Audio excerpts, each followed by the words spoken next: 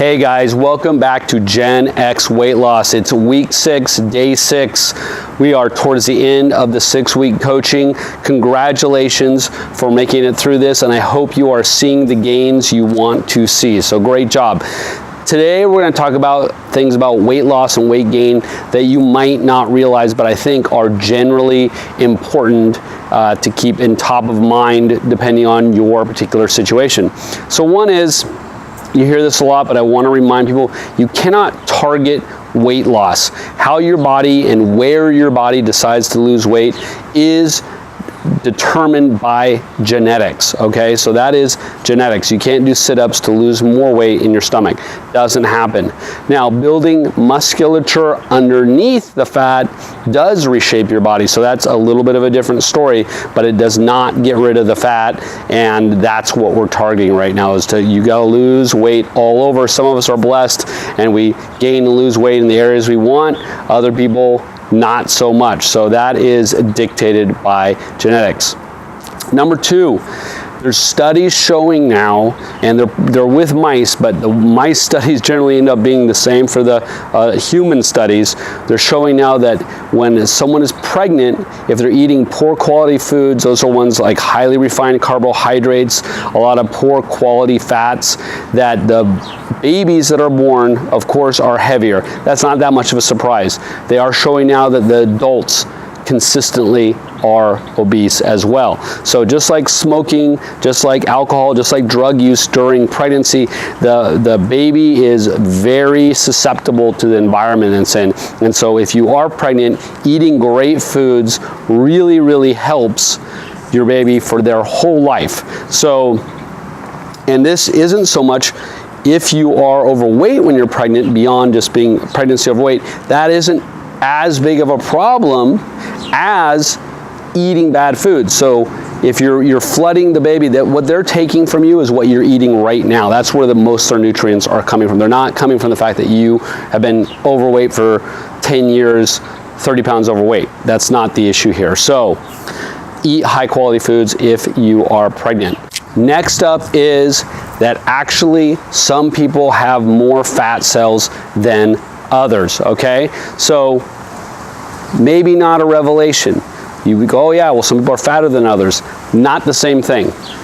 Having fat cells, more fat cells in your body, is not the same thing as being fat. Those cells can be very small, okay? And then that person does not appear to be fat. Whereas if you gain weight, the actual cells get bigger. That's how we see weight and weight gain, okay? The fat cells get bigger. They're now showing that people with more fat cells, if they gain weight, are a little more protected from health issues than people with less fat cells that gain weight. And the reason this is you're putting those cells under higher pressure and higher damage when you gain, let's say you gain 20 pounds and you have very few fat cells. Those few fat cells have to hold that 20 pounds. Whereas if you have a lot of fat cells, it's distributed out between all the fat cells and they aren't under a lot of pressure. They're not being damaged as much, which they're now showing leads to other health issues. So on one side, you're like, oh man, I have a lot of fat cells in my body. That's a bummer, I'm gonna be fat. Not necessarily if you're eating well. On the positive side is if you are a little overweight, but it's more, you have more fat cells, it's more evenly distributed throughout those cells and you're gonna be okay. Next up, we have weight gain being contagious. Yeah, if you touch somebody and you're fat, they're gonna get fat too. No, that's not what I'm talking about. What I'm talking about is they're now showing studies of people that live together, spouses, mates, people that are in close proximity together tend to dictate the other person's weight gain. So if you're with somebody who's heavier, you'll tend to get heavier. If you're with somebody that's lighter, you'll tend to move in the lighter direction. And I think this is really more about lifestyle and bleeding off onto the other person, but there's not 100% proof on exactly why this is. But they're showing a 37% relationship between your partner gaining weight and you gaining weight, partner losing weight and you losing weight. So something to think about, and you guys should be united in whatever you're deciding to do, right? If you're like, hey, we're all gonna lose weight together, you two doing it together, you're gonna have a better opportunity of doing that. And we kind of talked about support in previous videos, how critical that is, so it makes sense. Okay, next up, we've got working out longer burns more fat. True or false? Actually, the studies show that this is false. The ideal amount of time to work out is 20 to 30 minutes, 3 to 5 times a week for burning fat.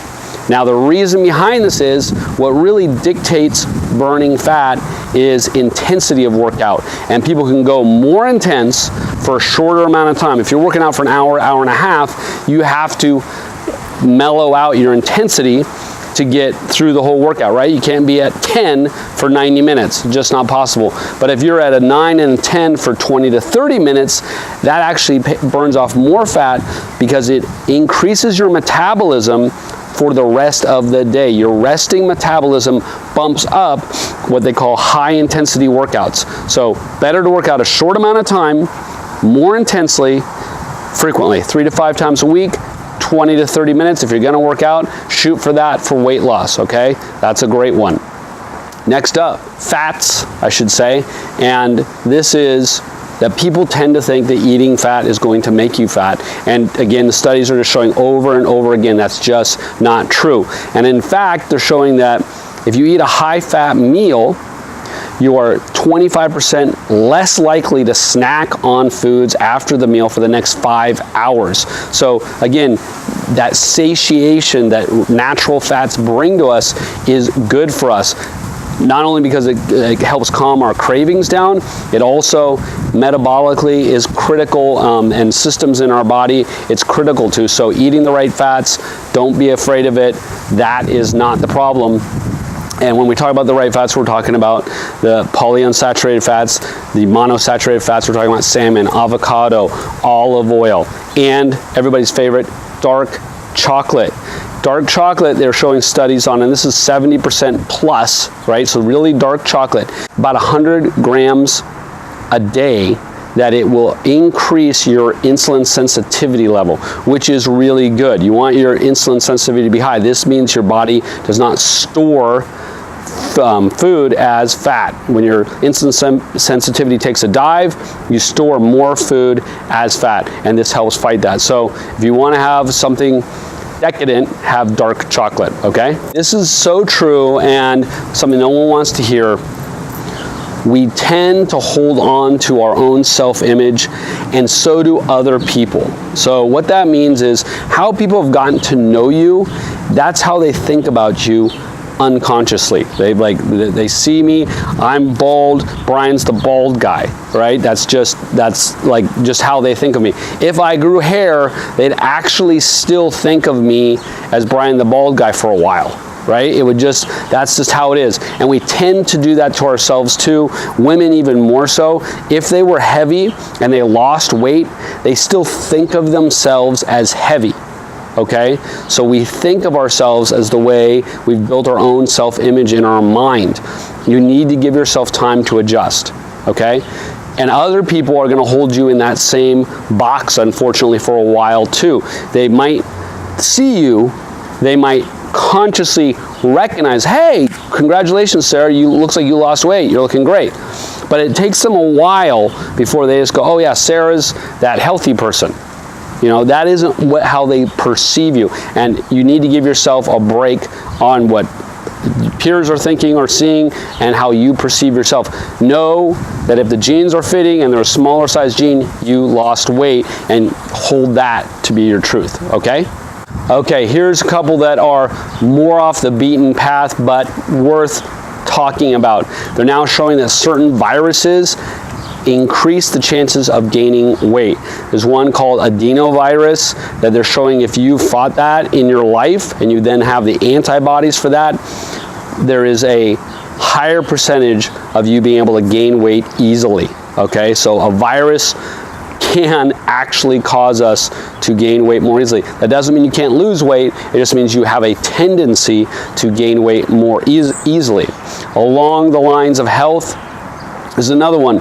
If you've chronically had ear infections, growing up, so this is kind of pre-20, kid to 20, you chronically had ear infections.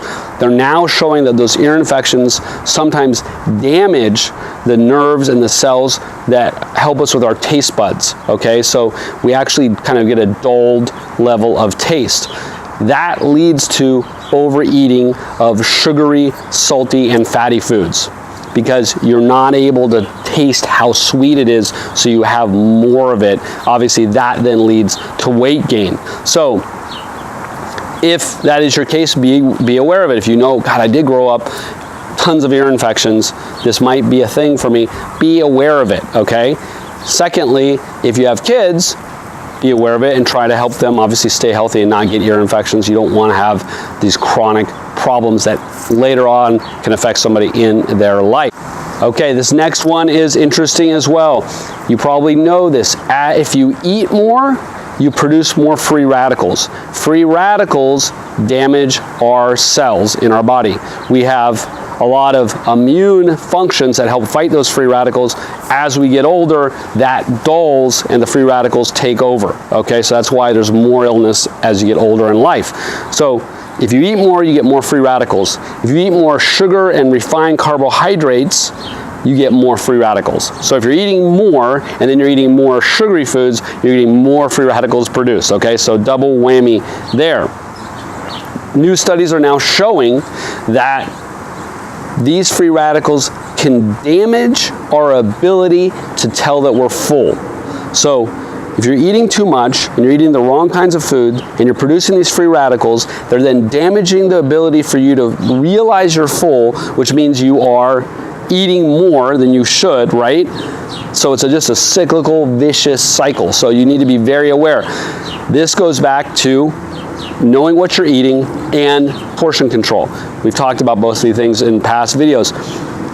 Dark leafy greens, berries, those are your top antioxidants kind of consistently in foods. Eat those. Not smoothies. I'm not talking about smoothies or juiced things. I'm talking about food, okay? Eat those. That's where you get your antioxidants and your fiber. Awesome. Small plates.